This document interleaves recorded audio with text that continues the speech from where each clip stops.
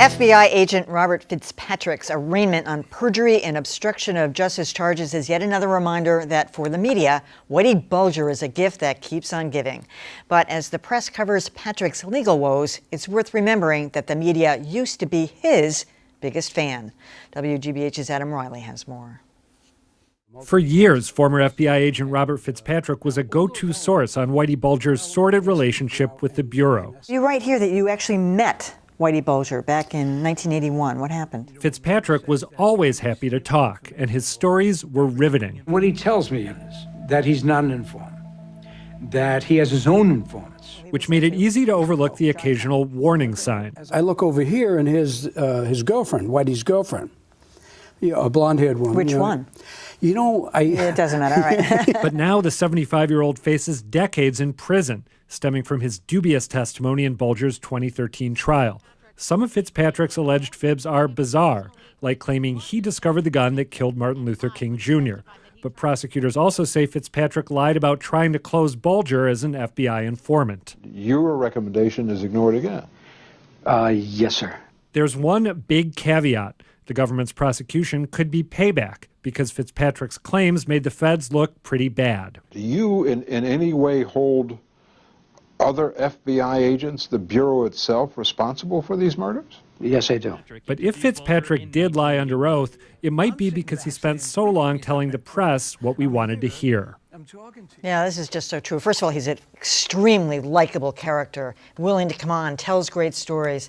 I mean, I said yesterday, I sort of likened him, I said he's the Brian Williams of the FBI, and I think in many respects, Robert Fitzpatrick believed the stories that he told. He wasn't going to put it in a book if he thought it was false, but I felt bad for him. He's 75 years old. They had him in handcuffs, for heaven's sakes. I mean, and I do think there was a little bit of payback on the part of the prosecution of the U.S. Attorney's Office. But, you know, it is another lesson for all of us that just because somebody tells a good story doesn't mean it's a factual story.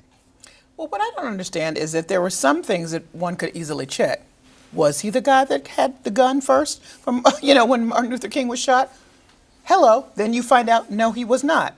That immediately should say, well, wait a minute, now what else might he be saying that's not correct? To me, I just don't get why some obvious things were never checked and everybody just let him just sort of natter on about whatever. I don't get that. It's I would think in some ways it's also got to be credentials. I mean, this is a guy that's a former FBI agent. He came out of what was arguably one of the worst periods for the FBI here in Boston, seemingly unscathed. In some ways, that sort of bolsters his credibility. He was the whistleblower. He was the survivor. But the fact is, after a while, sort of the narrative becomes almost too good. It's too rich. He's the talented Mr. Fitzpatrick, And at that point, I mean, yes, you do have to start questioning what is true and what is false. But secondly, I don't buy this idea that this is going to be retaliation in some way.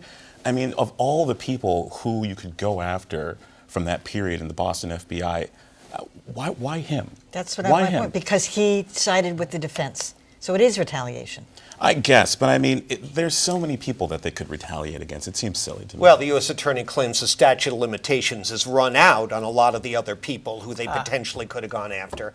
Look, we in the media are never going to be able to swear for the veracity of everyone we interview. It's just never going to happen, and there's a little bit of buyer beware there, and let's be honest about it. And having said that, I don't think this story is over. I think this clown's exposure opens up a window on several other interesting stories. For instance, whatever indictment it is of the feds, it also indicts the Bulger defense team. He was their witness.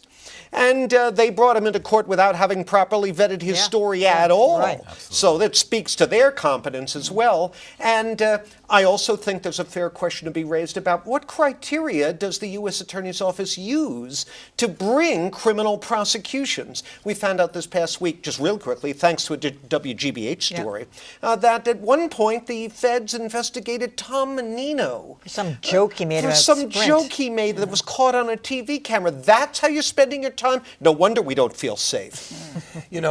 Both Howie Carr in the Boston Herald and Kevin Cullen in the Boston Globe wrote columns about Fitzpatrick, and they were both pointing out that his testimony in the Bulger trial was ludicrous. Cullen went one step further and did suggest that there does seem to be some retaliation at play given the lack of accountability for all of the much more corrupt FBI agents who were involved in the Bulger case. And I don't know what to think except this. I'm always a little suspicious when somebody is indicted for perjury following a trial because it's almost kind of a shoot the wounded type of thing. I mean, after a trial, you could go in and indict half the people who testified for perjury. So why are they singling out this guy? It just doesn't feel right. Just to reiterate, though, I mean, you think about it, I thought I had interviewed him far more times than I had, but he was always so willing, and I think I interviewed him a few times about issues that were completely off FBI subject, because he had a way of, had an understanding of law enforcement, he had an understanding of how the bureaus work, and so he was always a willing and eager participant in some kind of a round table.